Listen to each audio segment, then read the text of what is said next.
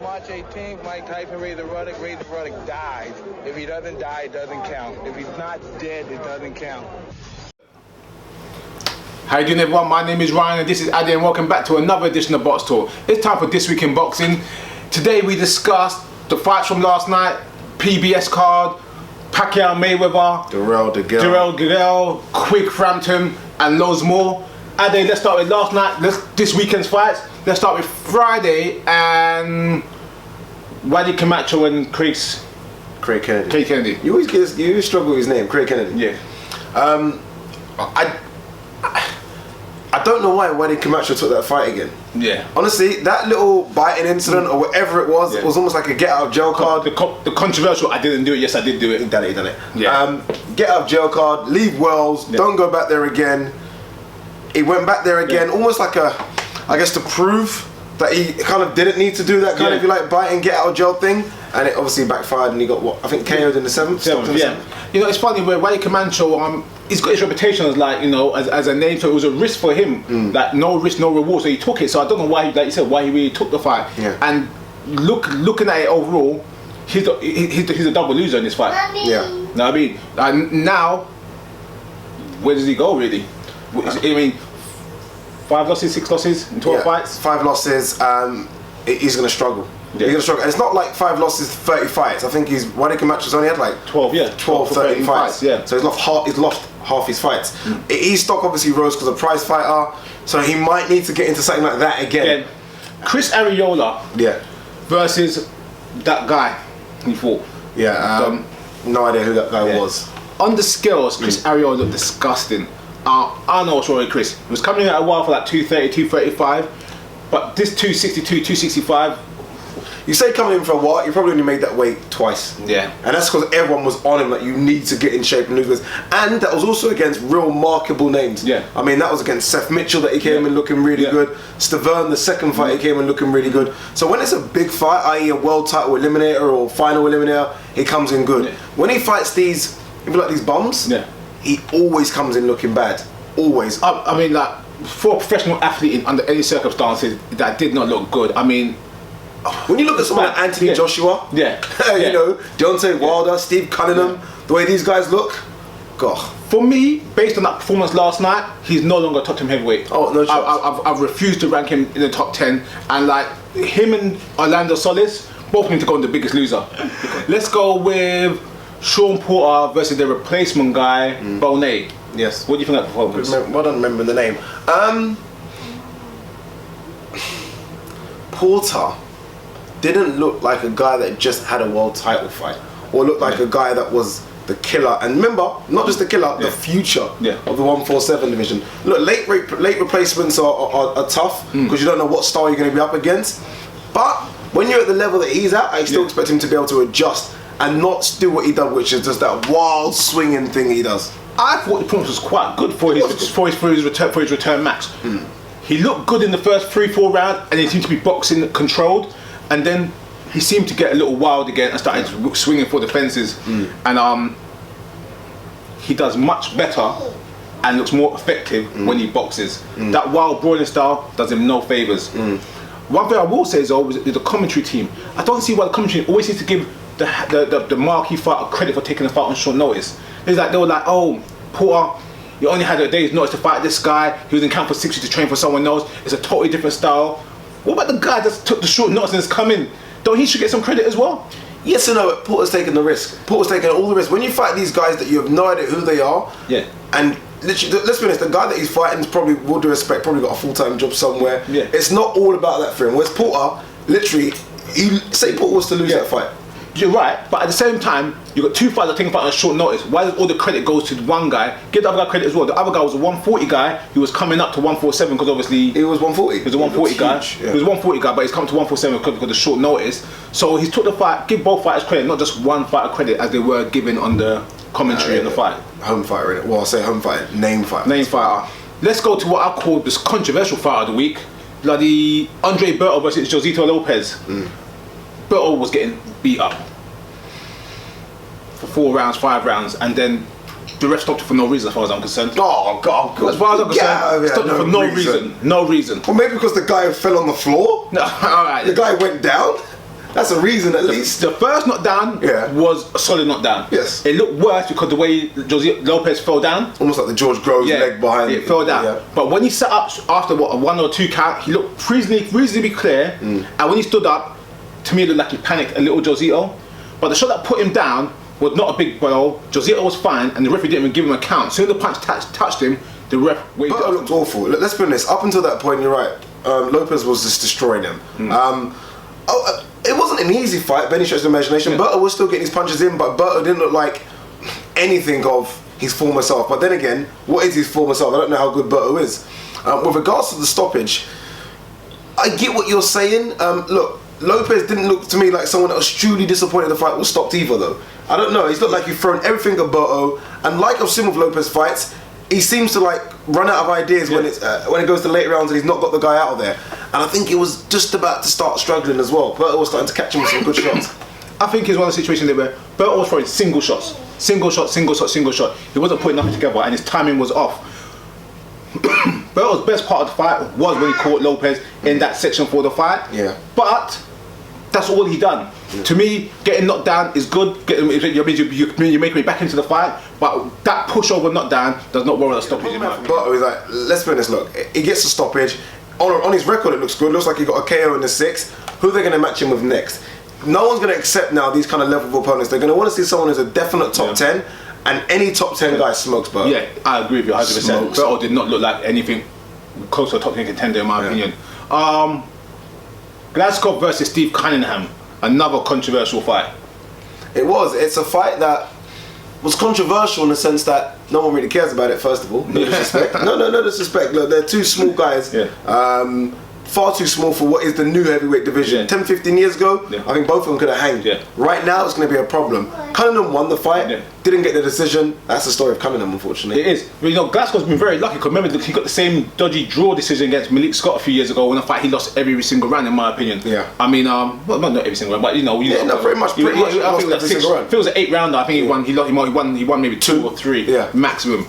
But it's a funny thing. One thing I will say about Steve Cunningham, for a guy with 209 pounds, which is about 10 pounds more than me, he's in tremendous shape. Yeah, he is. I wish I could get in that type of shape.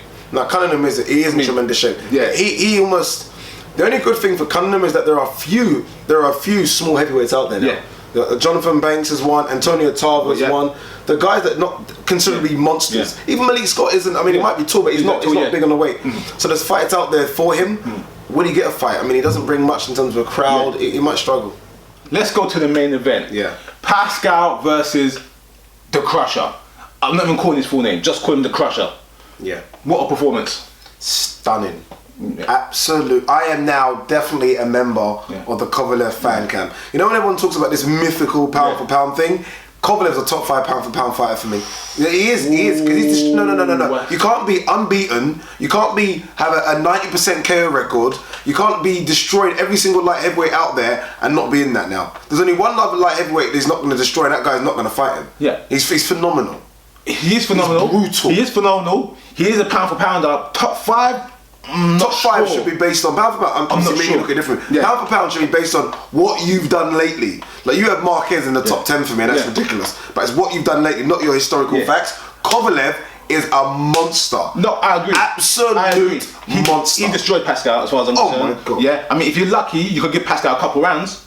Yeah. If you're nice, you're nice. Okay, it was close. But really, truly, if you look back at it, it was 30 seconds of each round. Pascal worked. I remember we said Pascal's got 2 things we said. He's got to have stamina issues, which he did look tired again. He looked tired around 4. Gone. And I said he's got to stand and trade. Maybe I got that wrong. You can't trade with Kovalev. You cannot trade with Kovalev. The thing about Kovalev is what, like I said, when Pascal pushed him over, I think it was the 3rd round. Pascal got up straight away and said, "That's it. You pushed me over. I want to fight." You know what I mean? Like it's best to box nice with this guy, because he's got that mean streak. And the stoppage, what people said was a bad stoppage. Who said it was a bad stoppage? Who said it's a bad stoppage? Pascal said it's a bad stoppage, and I've seen people online say, but it was not a bad stoppage. Because before, when Kovalev got pushed over again in the 8th round, do you see Pascal's walk to the corner? He dropped over. He was rubber. That's why the referee looked and said, "Are you all right?" Yeah, legs were gone. He was finished already. I'm not saying legs were gone. It was over. It was over. I have no dispute with the stoppage. Oh, you can't. I'm frightened for fighters fighting Kovalev, by the way. I know it sounds a bit. This is boxing, and I'm genuinely frightened for anyone that's gonna want to fight Kovalev. Honestly, him and GGG, they're not gonna get fights. Yeah. Because you wouldn't want to put your fighters in a game. Okay, as you mentioned GGG, let's go to the news and start with GGG. Yeah. GGG's gonna fight Willie Monroe Jr. Being signed, and again, a lot of people are quite uproar about it already. Yeah. And the question I asked someone else already, I sent a message to someone, I saying, who else is supposed to fight? No one's gonna sign the contract. No one is signing the contract, but I also said that he needs to look at his promotional team and management team. People will fight for big money. Yeah, well, yeah, exactly. Do you know what I mean? They will fight GGG for big money. They're not going to fight for pennies. Why would you risk it? But for good money, they would fight. And I just wonder if his team are not putting a package together enough to tempt one of the, not the Cotto, because you can't afford the Cottos, but the others in the ring. Do you know what I mean? And I feel that's the problem. So that's why he's getting the likes of the Murrays and this guy now, who's unbeaten to be fair. I've seen him fight a couple of times. Yeah, it reminds me of Brian Jennings, Vladimir Klitschko type thing, where it's just too early. Just too early. Why kill the prospect like this? I don't understand what they're doing. That's the actual word. It's getting. I'm not in bad. You're a good fighter, but you're getting knocked out. You're getting knocked out. You're getting knocked out. That's all that comes down to. And if you don't, I'll eat my socks. You're getting knocked out. Let's go to the big news of the week. The announcement, the press conference of Pacquiao Mayweather. What press conference? The press conference. I didn't see no press conference on Wednesday. I saw a couple of guys walking in the theatre with no fans and all smiles. That's not the kind of press conferences I want to see. Yeah. It was surprising to see Lelly be back. I thought he was gone. I saw an interview a few months ago saying like Lelly's gone, and he was back on the main stage announcing the show. Everyone seemed very extra friendly. Yeah. You know, I thought might make an appearance. Al Heyman. I know he doesn't. But for the biggest fight ever, I thought we might see him on that stage. Honestly, I was tuned in thinking, will we get to see Al? Yeah. Do you know what I mean? So I was surprised. And Richard. Obviously, he's just an advisor. But I thought, will we get to see any of them? But neither of them. Yeah. 700 accredited media personnel there. Yeah. How phenomenal is that? It could have been more. Could have been more. It could have been more. It could have been more. Yeah. I mean, this fight is going to break records. It's going to break numbers. With everyone being so friendly, nice. When is when is the beef going to start? Because let's be honest, no one there likes each other. Thing is, Mayweather's throwing out little jabs here and there. You know what the problem is? Pacquiao and Mayweather had that meeting in the hotel room. Yeah. And it's been amicable. They've had the meeting again at the the basketball event. It's been amicable. Yeah. So I think these guys, there's almost far too much respect between the guys. I think Roach and Mayweather, Floyd Mayweather Senior might get into it, but I think between Pacquiao and Mayweather, there's just too much respect there. Yeah. Do you know what I mean? And Pacquiao's not the kind of person that even gets antagonized. He almost laughed during the stare down. Yeah. That's the kind of, so you can't, nothing's going to say to him is going to piss him off. So I think Mayweather's thinking, why waste my energy? One thing I will say is though, I was surprised how big Mayweather looked compared to Pacquiao. Yeah, honestly. He looked the bigger, stronger guy. Taller, wider. Yeah, I actually looked at the video and think, did Mayweather have boots on? I was that surprised. Yeah, a lot bigger, and I think that could play about it. Leonard came as well and said tickets 1,500 to 7.5 grand, which basically means no real fight fans. Who can afford that? Yeah. Do you know what I mean? Who can really afford 1,500? 1,500 to go sit in the bleachers. Yeah, exactly. I think this is a disgrace that they haven't got even just 100 tickets at normal prices just for real fans. Yeah. It's embarrassing. So to what I thought was a disgrace was in a great picture, one of the biggest pictures of all time, Pacquiao and Mayweather, everyone all together for the first time. There stood Justin Bieber. What was Justin Bieber doing there? Justin Bieber, first time, Pacquiao, Mayweather, Aaron, the whole shebang, and Justin Bieber. And I saw Espinoza kind of laugh at Elliot, and I think they said something about it as well. Yeah. Like, hey, how the fuck did he get past security? Like, how's he even come on, you know, I like the kid, but this isn't singing. This is boxing. I don't get. Why the hell are you there? Of all the statistics right now with the Al Heyman stuff quickly. PBC. You and Al Heyman. PBC last week, the debut, averaged 3.4 million viewers in the US, which is not too bad. The peak was 4.4, but they said obviously the average throughout the whole thing, and that was in the Guerrero-Furman fight. How tremendous is that? It's alright. Alright. It's alright. 3.4 million viewers for a boxing match. That ain't happened in 15 years, 20 years. That's a great start. That's free to air exactly. TV, though. And it had what's the word? What they call it in America? It was like the second or the second show in that key demographic. Yeah, between males 18 to 34. Yeah. So basically, it was a top rated for a sports show. It was a top rated sport on the network. The other show that beat it was like, I don't know, something like Dance with the Stars, one of those other big domestic shows. That's a huge statement. It's alright, but I think boxing needs to almost get out of the bubble where they're happy with those numbers. I mean, I'm not going to say it should compete with American football and basketball and baseball, but those numbers are ridiculous. And I think the amount of money Al Heyman and publicity has been given the event, it's okay, but I still want boxing to get bigger now. But those shows there are shows that have been established on domestic TV for a long period of time. This was the first show, so for it to come second in the overall figures, I think it's a great start. Adrian Broner versus Amir Khan. On Twitter, going back and forth, fans have jumped on it. We've received a couple of emails and questions about it. Yes. Amir Khan said, let's make us the undercard for May 2nd. Yeah. It's not going to happen, obviously, but I think Amir Khan will take Broner. You know what I don't like, though? Yeah, that's good. But what I don't like is fighters do this, and I don't know why they do it. Fighters do what Amir Khan and Adrian Broner have just done, when deep down they know it can't happen. Yeah. If that makes any sense. You get a lot of fighters. It sounds better saying let's fight, knowing that it's not going to happen. You know it's not going to happen. Yeah. Even Amir Khan, you know you're not going to be an undercard on May 2nd. Do you know what I mean? Yeah. You guys probably all talk on the phone with each other, really listen to a tweet, dude. And now sometimes I believe that. Don't get me wrong. Look, if it was to happen, I think Amir Khan right now wins. But I get tired of these fighters doing this when they know deep down that fight doesn't happen. Because when you do get to them, I speak to my manager. Yeah. Speak to my promoter. It's just sometimes. Do you know what I mean? Scott Quigg. Yes. He's a wanted man. Who else wants him there? He's a wanted man. What crimes he committed? Okay, let's start. Crime of fake belt. Let's start. You are more, First of all, midweek, Rigo's team said they're gonna force Scott Quigg, as of he's the regular champion, to fight, to unify. Thank you, or relinquish. The following day, Frampton, Eddie Hearn said, we're trying to push for Quigg and negotiate for Quigg Frampton this summer. Yeah. Now. And then on ringside on Thursday, Kid Gallagher was here and said, look, I beat him up in sparring. Yeah. Tyson Fury was there, this guy was there, that guy was there. I want the fight now. Quigg's a wanted man. Everyone wants a piece of him. They see him as the weak link. That Sky money as well. They want the Sky money, but they see him as the weakest link. I'm not joking. Galahad, Johnny Nelson, they asked... on Sky done a little thing and they had like a list of all the bantamweights and Leo Santa Cruz, all the names, Abner Mars, whatever, and Gid Galahad was at the bottom and they said one to watch, but Johnny Nelson said he is the one to watch, but it will destroy Scott Quigg.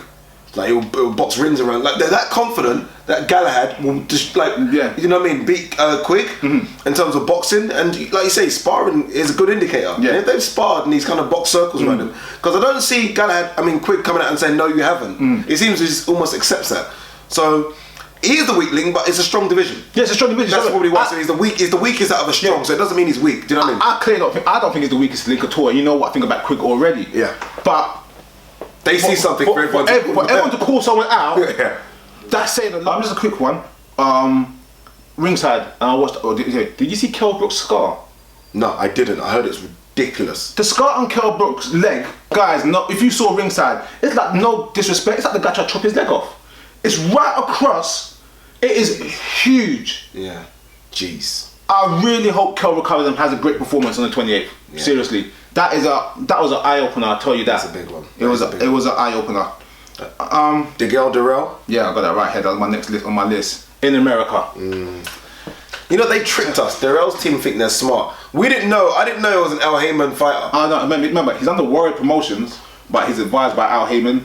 And Warrior Promotions ain't got no 3 million. And Warrior Promotion normally put their fighters on other dates to get on TV. So it'd be a Warrior Promotions card in conjunction with PBC. That's just so dodgy. That is just so dodgy. It's a lot of money though. To be fair, so like 3 point something million. So both of them get paid a split 1.6 million each. Will he travel? Yes, I think he'll travel. Yeah. The girl's already said he's ready to go. Yeah. I love no fear from the girl, but I love that. The girl's confident. I like it. I appreciate it.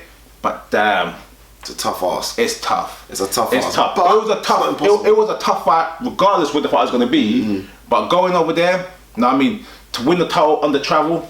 Oscar Diaz, banned for life in Mexico for forging medical docs and boxers' identities. Shouldn't they be banned for life in every bloody country? Bloody hell, forging. So basically, medical doc. Look, I don't care about the other stuff, but forging medical docs. We spoke about previously about people just signing off for anything. Anything to get you. Jesus. I don't care. Yeah, you should be banned for life. Yeah, and again, no disrespect to Mexico, but Mexico doesn't have the strongest athletic commission in the world. So for them to ban you and catch you, that says a lot. That says a lot. That says a lot. It probably, I think it will be eventually banned. Yeah. And it'll open up to other countries and it'll be banned for others as well. I'll be shocked if he isn't. Yeah. Tony Bellew. Yes. No, I'm not going to. Tony Bellew wants Hernandez. I don't know. I hope he's not got into the Rocky thing too much. You know what I mean? Start calling out the big boys. Hernandez is a big boy. He's a very big boy. He's a big boy. And he's talented. So, again though, inactivity. Yeah. So you never know. You never know. But I need to see Bellew in with a couple big more cruiserweights first before he even steps up like that. But the thing for Bellew, is that he's the big draw, money, the Sky money again, so he'll get the fight if he wants to fight, but I'd rather see Hernandez Huck, man. Hernandez has got to fight Huck. Good news. Yeah. $1 million Crawler's been cleared to box. That is good news. Yeah, I like that. Yeah, I hope he's not been cleared by that Mexican doctor you're talking about, because that is too quick. It is very quick. They're talking fractured skull, I don't know, broken leg, whatever. It's like he's just missed one fight, if that makes any sense. You know what I mean? He was supposed to fight in January? Yeah. So don't rush it back, man. Don't rush it back, because he's on a roll at the moment, and I kind of feel like, again, will they put him in against someone just like a 6-rounder? Or he's going to go straight back in? It's a tough I think it's a sort of soft fight just to get his feet wet. Yeah. But good news, I'm very, very happy with that. Yeah, right. A few quick bits. Have you heard this documentary called Champs? I haven't. No, I've heard of it, but I've not seen it. I've seen the preview. Is that the one with Tyson, Hopkins, and Holyfield? Yeah. It must be fantastic. We need to put the link in the video for this one. The preview looks proper. Yeah. I can't wait for that. I cannot wait. What's it about? It comes out on the, I think it's in America. So the 16th of March. So it's coming out tomorrow. About what though? Like just what? But watch the documentary, guys. Watch the preview. Okay. Watch the preview. Shannon Briggs. Oh God, your friend. No, sorry, not Shannon Briggs. Antonio Tarver. Oh, you're beefing with Shannon Briggs and Malik Scott. Yeah. Don't they just get over and fight?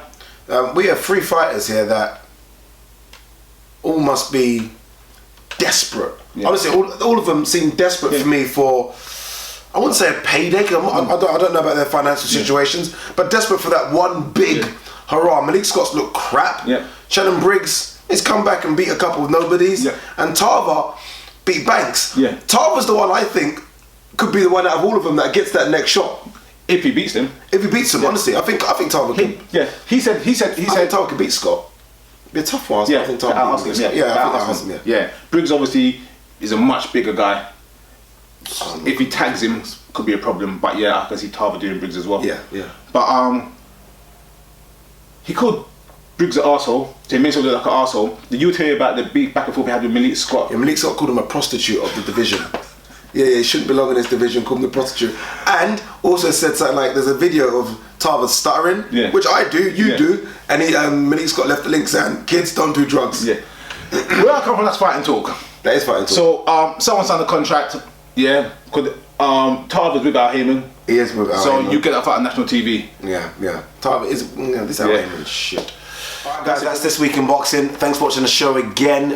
If you haven't watched that Kovalev Pascal performance, please watch it. I think already for me, early performance of the year. Not just because of the fact that it's Kovalev, but the fact of who he beat. Yeah, he beat the guy that's probably ranked number 3 or 4 in the division. Yeah, number 3. And for him to do that to number 3 is ridiculous. What fights will coming up? This week we've got on Friday Alfonso Gomez versus Yoshori Kamagai. That should be a nice little entertaining He's done well scrap. from the contender. Yeah, he's done well from the contender. And next Saturday is Jürgen Bremer versus Krasniqi. Yeah. So quite a weekend compared to the past couple of weeks. We've been spoiled. But at least we've got fights on Friday and Saturday night. So I'm liking this Friday fight thing, by the way. Yeah, definitely. I'm preferring this Friday fight. I don't know what it is. I don't know why, but I think I prefer it. Yeah. I like it. What do you guys think about this Friday fight thing over the Saturday thing? Is there any difference really, or? I just feel like I can stay up on a Friday. And the fights that you say are about 2 in the morning. Yeah. They're not like 5 or 6 in the morning anymore. You don't like Al Heyman, but that's helping the fights. That's the only thing I like. Don't like Al Heyman. Should have been at the Mayweather press conference. Yeah. Why did he not make an appearance? Why should he make an appearance? Because this mysterious man thing is starting to pee me off now. Does he exist or not? Is it a mask? Does he exist? Everyone, you know already. Everyone thanks Addy's grumpy with all that. Everyone thanks the guy like he's God. Yeah. Okay, God we can't see, I get that. But come on, show your face. Show your face, Al. Show your face. Everyone, that's this week in boxing. Where are you, Al? We'll see you next week. Show your face, Al.